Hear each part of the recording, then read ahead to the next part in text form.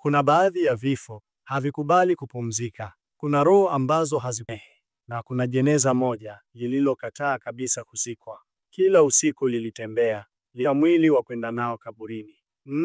Karibu MK Mastori. Na huu ni mkasa wa kweli, wa kusikitisha, wa kuogofya, na wenye giza zito linalotafuna nafsi ya mtu aliyeshuhudia. Ilipofika saa 11 alfajiri katika kijiji kidogo cha Itigi, anga lilikuwa limefunikwa na mawingu meusi yanayotisha, kana kwamba kulikuwa na giza lisilohitaji jua kuondoka. Hali ilikuwa kimya kupita kawaida.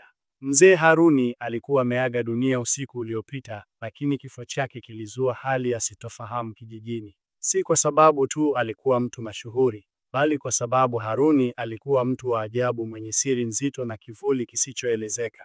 Alikuwa akiishi peke yake kwenye nyumba ya udongo iliyozungukwa na miti minene ya miembe na mipapai isiyozaliwa. Hakuna mtoto aliyependa kucheza karibu na nyumba yake, na hata mbwa walikataa kupita karibu naye usiku. Mwili wake uligunduliwa na mtoto wa jirani aliyekuwa akiwatafuta kuku waliopotea. Mtoto huyo alivutiwa na mlango wa nyumba ya Haruni ambao ulikuwa wazi nusu, hali ambayo haikuwa kawaida. Alipoingia ndani, alikuta mwili wa Haruni ukiwa umelala kwenye kitanda chake cha kamba, macho yakiwa wazi na mdomo wake ukiwa umeachama, kana kwamba alikuwa anaongea na mtu asiyeonekana. Ndani kulikuwa na harufu ya ubani mzito na damu iliyokauka sakafuni, huku mishumaa mitatu ikiwa bado inawaka.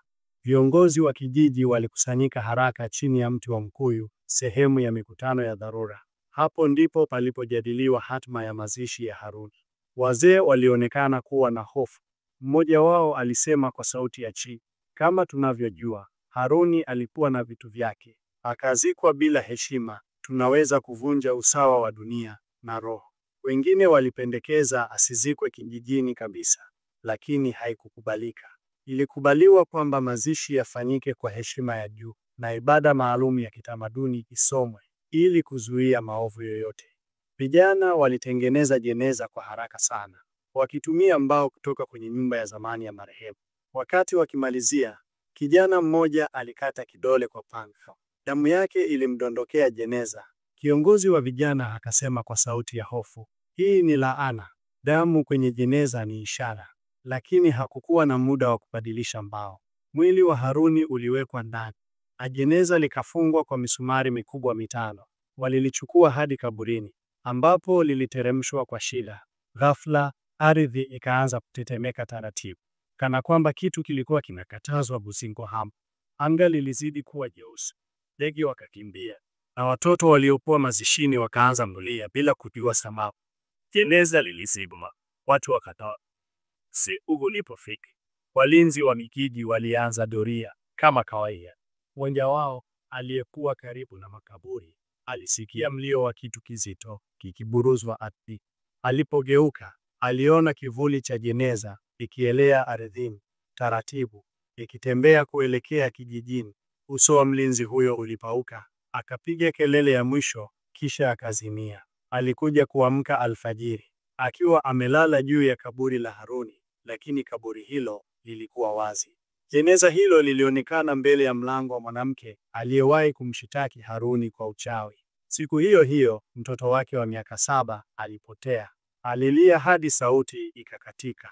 Ndani ya nyumba yake, sakafu ilikuwa na alama za kuchorwa kwa damu zikisomeka, "Ninatafuta wa kuzikwa nami." Hakuna mtu aliyeweza kusema lolote. Usiku ulipofika tena, jeneza lilienda kwenye nyumba ya mchungaji wa kijiji. Alilia kama mtoto.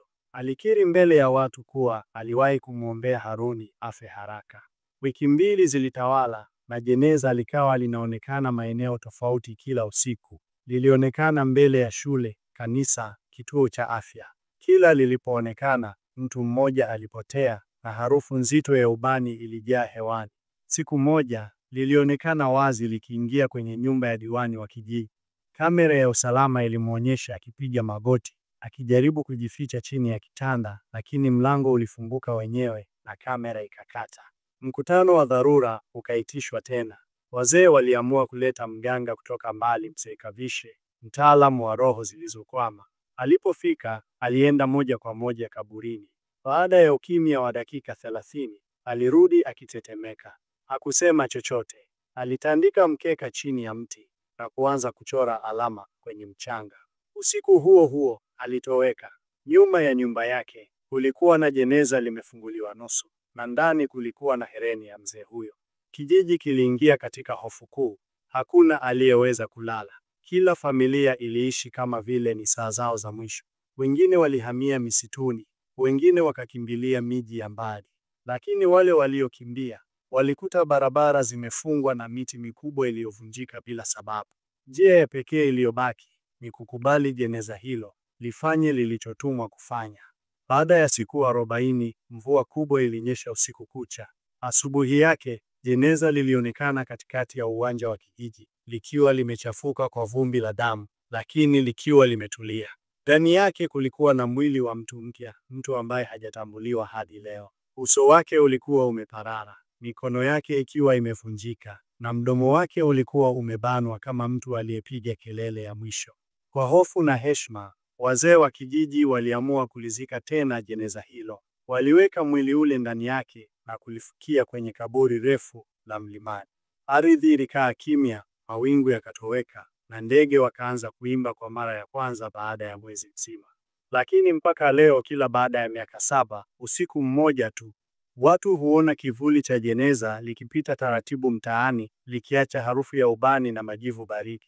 Na ikitokea ukasikia mlio wa kitu kizito nje ya mlango wako, usikimbilie kuangalia, usifungue, usipumue kwa nguvu, maana unaweza kuwa ndiye anayesubiriwa kuzikwa naye. Usisahau kusubscribe, kulike na kukomenti. MK Mastori na simulizi kali.